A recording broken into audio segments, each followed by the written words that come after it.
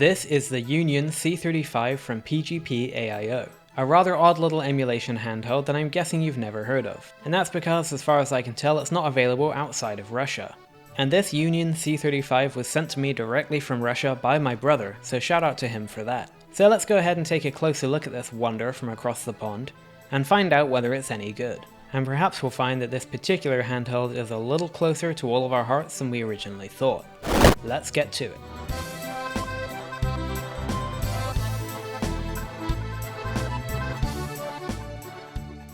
Hello and welcome to Retro Breeze. As you can see, the PGP AIO Union C35 is very Russian and pretty unusual right off the bat. On the front of the box we have artwork of apparently Hudson from Gargoyles, along with somebody else, perhaps a G.I. Joe or something.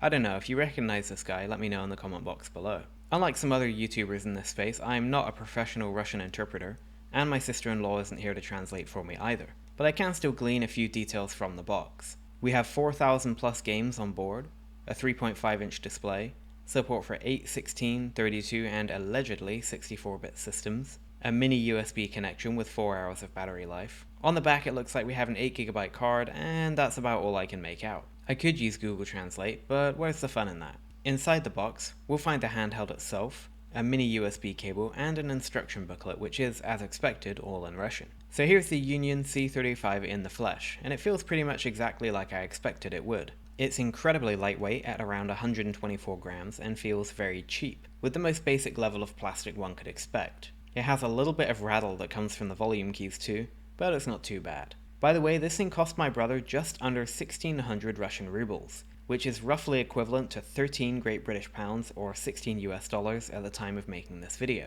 And unironically, I actually quite like the design of this device. It has a kind of symmetry with the start and select buttons on the sides, and the greyish bluish shell matched with the white inputs looks pretty great. Something very interesting is that these two analog sliders, yes sliders, are on top, which is pretty unique in low power retro handhelds these days. There's a glossy plastic rim around the face, with a textured plastic on the face itself. The bottom and the sides are completely empty, and the top houses the shoulders, volume, mini USB port, SD card slot, headphone jack, and a lovely power switch. Around the back there's a speaker grill which they describe as stereo effect, but it's definitely not. And then two raised grips on the sides, which really do actually improve the comfort.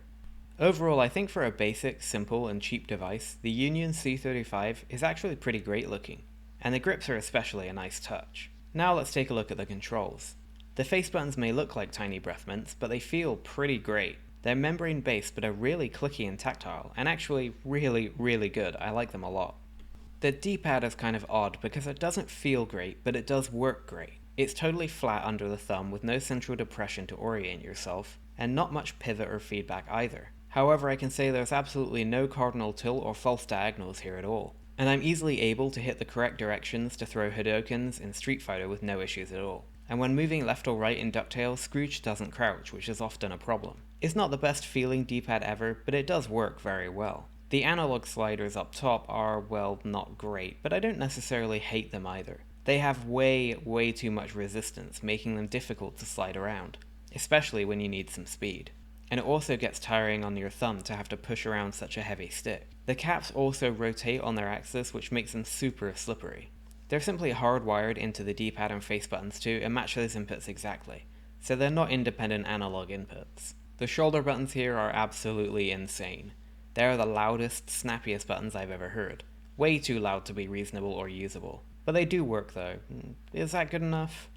The start, select and volume keys are similarly clicky and loud, although not quite as much. So by themselves, the controls here don't seem too bad, but unfortunately problems arise when it comes to the placement. Whereas it's wicked kinda neat to see two sliders up top on a device like this, and using them is fairly comfortable other than the points I made above, the D-pad and face buttons are just way too low on the device for my liking. The way I want to hold this thing with my index finger on the shoulders just makes my index fingers ache and my thumb cramp when using the D-pad. The face button side is a bit better, but not by much. If I change my grip like this, it's much better, but then I'm not really taking advantage of those grips. It's kind of a catch-22, as my fellow Brits like to say. Powering the device on, we'll be greeted by the 3.5-inch 800 by 480 pixel display, and it's one of those ones that isn't OCA laminated and totally inverts if you're off by 1 degree or so. And it's also really reflective. Blacks are closer to blue, And really, this is just a budget display through and through. The 5:3 aspect ratio is nice to see though, and it gives you a decent game area regardless of the type of game that you want to play. And as a budget device, when looking straight on, the colors and brightness are pretty much fine. Oh yeah, mine also has a couple of dead pixels in the top right. The C35 runs a proprietary operating system, and upon booting you'll see a list of systems. And what's shown here is what you get, with no option to add anything additional and no possibility of custom firmware, of course. The last icon here is a simple file browser which seems to only be able to delete files and folders. Going into the settings menu, of course everything's in Russian, but the third option lets me change it to English or a number of different languages. From the settings, you get basic controls like backlight, sleep time, and the ability to format the SD card, or change the menu sounds. And also to set a name for the device for some reason. By the way, based on this design with these icons up the top, I kind of feel like this OS might support touch. But of course there's no touch screen on this device, so I guess we'll never find out. After selecting a game, you'll be shown this menu. Choosing Restart will start the game from scratch, but you can also load a state or change settings. There's also a game guide option, but it doesn't seem to be set up to work with any of the games included. Anyway, it's time to test out some games on this device. With 9 systems available, let's take a look at each, starting with the Sega Genesis. The first thing you're going to notice going into any game on this device is the insanely bad screen tearing. The screen tears diagonally and constantly and in multiple places whenever there's movement on screen, and it gives everything a weird shifty look that isn't pleasant at all. In terms of performance though, Genesis seems to run pretty much perfectly with no slowdown. However, the audio is totally broken with a stuttery and uneven sound. By the way, pressing start and select will bring up the in-game menu, in which you can save and load states and adjust settings. You can turn audio off, change the key mapping, and change the display mode between full screen, scaled, and original. Unfortunately, there's no option for integer scaling, which is a shame because it means that basically everything on this device has an ever so slightly blurry look. One huge problem with the in-game menu is that pressing B on it will exit the game, and because the menu moves kinda slowly, it's all too easy to accidentally quit the game. I would expect the B button to return to the game, but not here. Super Nintendo games are something of a mixed bag, with a few games running fine, albeit with broken audio, but seemingly most others being unplayably slow. You can absolutely forget something like Yoshi's Island. It ain't gonna work. Another problem with Super Nintendo is the inability to save. You'll need to rely on save states instead, which isn't ideal, especially given how easy it is to accidentally quit your game. NES is, as expected, basically perfect and runs without issue other than the slightly glitchy sound. I guess that this will be the case on this device overall, and it's a shame because the speaker itself is actually pretty decent. Next up is CPS-1, which runs surprisingly well without too much slowdown. If any at all, actually. Weirdly enough, there's actually a bunch of Neo Geo games in this list as well, and they all seem to run great. MAME is the next system in the list, but oddly enough, these are actually all Neo Geo games. And the games that are on here by default also seem to run really well. But these arcade-based systems and Neo Geo seem to run absolutely fine. Now it's time for Game Boy Advance, and for whatever reason they just decided to hit an absolute home run on this system in particular. There's no slowdown whatsoever in any game I tried, the audio sounds perfect, and it looks fantastic too as it fills out the entire screen. Well, as good as it can look given the tearing and slight blurriness. But yeah, GBA is fantastic on this device. And just in general, right? Yeah, except for the fact that saving progress isn't possible here either. So once again you need to rely on save states instead.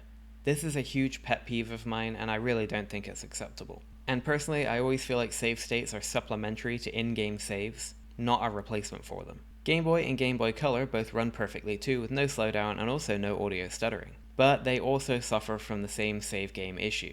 For games like Pokemon, it's pretty much a deal breaker just having to rely on save states. Or maybe that's just me, you might get on just fine. And finally there's CPS2, and everything on this list seems to run perfectly as well. I don't know why these arcade systems run so well if something like Sega Genesis has issues. Oh well. Overall, the PGP AIO Union C35 is about what I would expect from an ultra-budget, somewhat obscure handheld. It's not the kind of thing I'm going to necessarily recommend, but in this specific case I think there's actually some really decent performance in GBA and arcade systems in particular. Unfortunately, it's all just kind of let down by the uncomfortable controls, horrendous screen tearing, broken audio, and of course the non-working save games. But still, for the equivalent of around 13 Great British pounds, I think this is actually a pretty darn good deal. And it certainly isn't the worst device I can imagine for the price. And at this low price, I think this would be a great device to gift to a kid as their first handheld, or even one for a retro game enthusiast to just keep at the bottom of their bag for emergencies. I also think that the aesthetic is pretty good, and I don't know, I think the grips on the back have just really hit me emotionally and automatically make me like it more. And you know what, given the hype that weird data frog thing had recently, I feel a little more empowered to enjoy this handheld a bit more. However, the Union C35 carries with it a secret, the likes of which may shock you to your core, and may make you question everything you've ever known.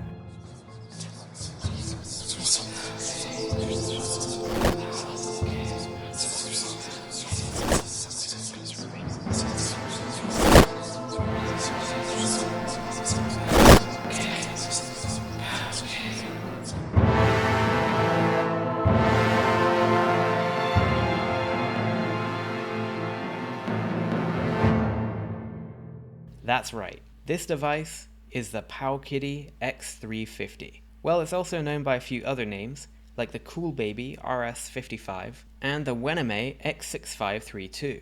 Anyway, this device isn't actually made by PowKiddy or PGP AIO or even Cool Baby. It's made by Shenzhen Kunweida Electronics Co. Limited, who are a manufacturer of low-cost gaming-related products. As you can see on their website, they offer customization for all of their products, such as colors, logos, boot menus, and packaging design. Basically, the company will sell their product in bulk to various customers such as PowKiddy and PGP AIO and Cool Baby, with custom branding, and the result is what we see here today. A pretty bad, but very cheap little gadget that has Hudson from Gargoyles on the box for no reason. And that's just great. Or is it? I can't really tell anymore. Anyway, if you like this video, please go ahead and leave a like on it, and subscribe to Retro Breeze for more obscure and mainstream retro handheld content. Thank you very much for watching Retro Breeze, and I look forward to seeing you again very soon.